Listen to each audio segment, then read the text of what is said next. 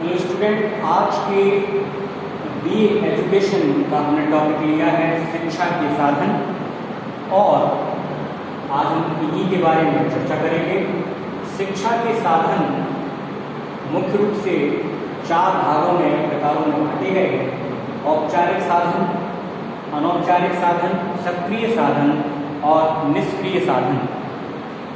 Basically शिक्षा के साधन उन सभी तत्वों, कारकों, पदार्थों या वस्तुओं, व्यक्तियों, जीव जंतुओं और वातावरण से संबंधित होते हैं जिनका प्रभाव बालक अथवा बालिका पर जीवन के किसी भी समय में पड़ता है और वह उनसे किसी न किसी तरह की शिक्षा ग्रहण करता है, भले ही वह दिखाई दे अथवा दिखाई ना दे, लेकिन निश्चित रूप से उससे कुछ ना कुछ ज्ञान या शिक्षा उन से प्राप्त होती है और इसीलिए उन्हें शिक्षा का साधन कहा जाता है।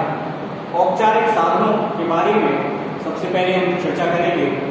इसमें मुख्य रूप से 5 बिंदुओं पर ध्यान केंद्रित किया गया है। पहला विद्यालय, दूसरा पुस्तकालय और वाचनालय, तीसरा कला कक्ष, चौथा संग्रहालय, 5वां व्यायामशाला। अनौपचारिक साधनों में परिवार, खेल समूह, समाज एवं समुदाय, राज्य, व्यवसायिक साधन जिसके अंतर्गत प्रेस, टेलीविजन, चलचित्र, आकाशवाणी और पत्र पत्रिकाएं आदि आते हैं। और आगे अव्यवसायिक साधनों में खेल, संघ, स्काउटिंग, गर्ल गाइड इत्यादि को जोड़ा गया है। और अंतिम है धार्मिक संस्थाएं, जो कि अनौपचारिक साधन के रूप में जाने जाते हैं। अगर हम शिक्षा के साधनों में सक्रिय साधनों को देखें तो इसमें परिवार, समाज, राज्य और धर्म को सम्मिलित किया गया है। निष्क्रिय साधनों में समाचार पत्र, रेडियो, टेलीविजन, सिनेमा, प्रेस आदि को रखा जाता है। हम एक एक करके इनके बारे में थोड़ी सी चर्चा करते हैं। औपचारिक साधनों में सबसे पहले विद्यालय आता है, क्योंकि इसमें निश्चित समय में निश्चित व्यक्ति द्वारा निश्चित लोगों को एक निश्चित पाठ्यक्रम के अनुसार शिक्षा दी जाती है। यहाँ पर शिक्षक छात्रों को पाठ्य पुस्तकों के माध्यम से शिक्षा प्रदान करता है। वह शिक्षा विद्यालय की 4 दीवारी के अंदर ही दी जाती है। उसका निश्चित पाठ्यक्रम या सिलेबस होता है और उसको एक निश्चित समय सीमा में पूरा किया जाता है। इसके साथ ही साथ पाठ्यक्रम समाप्त होने पर एक निश्चित समय पर एक विशेष प्रकार की परीक्षा ली जाती है, जिसमें छात्र से ये अपेक्षा की जाती है कि वह उत्तीर्ण हो और उसी के आधार पर बालक अथवा बालिका के शैक्षणिक कार्यों का मूल्यांकन किया जाता है। पुस्तकालय और वाचनालय वह स्थान है जहाँ पर विद्यार्थी पुस्तकों के माध्यम से ज्ञान को अर्जित करता है और उनको पढ़ता है, जिससे उसके ज्ञान में वृद्धि होती है। कला कक्ष में विभिन्न प्रकार की वस्तुओं को रखा जाता है, जिससे बालक और बालिका के ज्ञान और व्यक्तित्व में परिवर्तन लाया जाता है।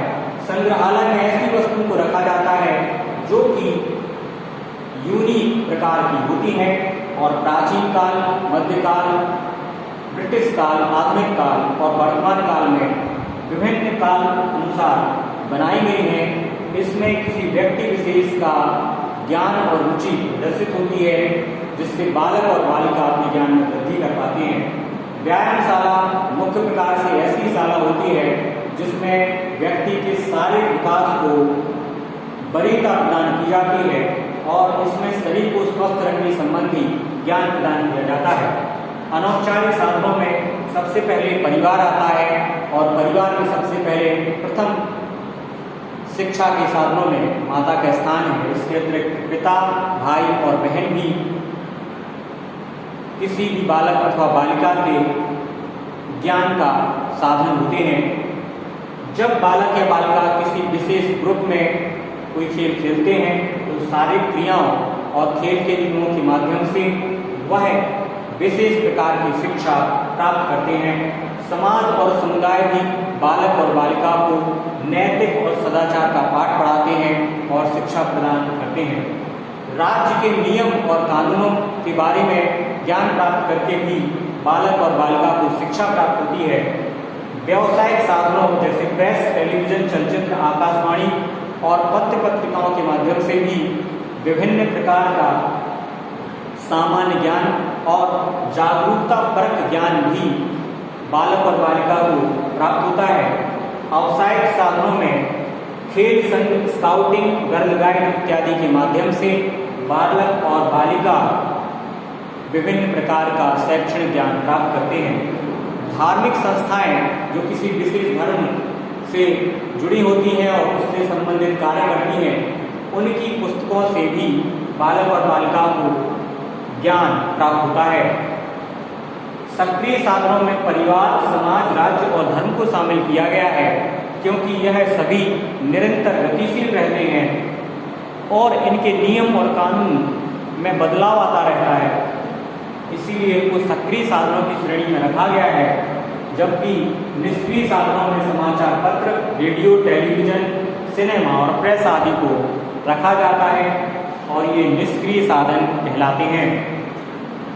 तो इस प्रकार से हम देखते हैं कि शिक्षा के 4 प्रकार के साधनों के माध्यम से बालक और बालिका को विभिन्न प्रकार का शैक्षणिक, खेल और मनोरंजन से संबंधित ज्ञान प्राप्त होता है। इसके साथ ही साथ वह सारे क्रियाओं से संबंधित ज्ञान भी प्राप्त करते हैं और आध्यात्मिक ज्ञान भी प्राप्त करते हैं, व्यवसायिक ज्ञान भी प्राप्त करते हैं और समुदाय और खेल भावना से प्रेरित ज्ञान भी प्राप्त करते हैं। इसके साथ ही साथ वह किसी यूनिक युग का भी ज्ञान प्राप्त करते हैं, चाहे वह पुस्तकालय के माध्यम से हो और चाहे वह संग्रहालय के माध्यम से हो।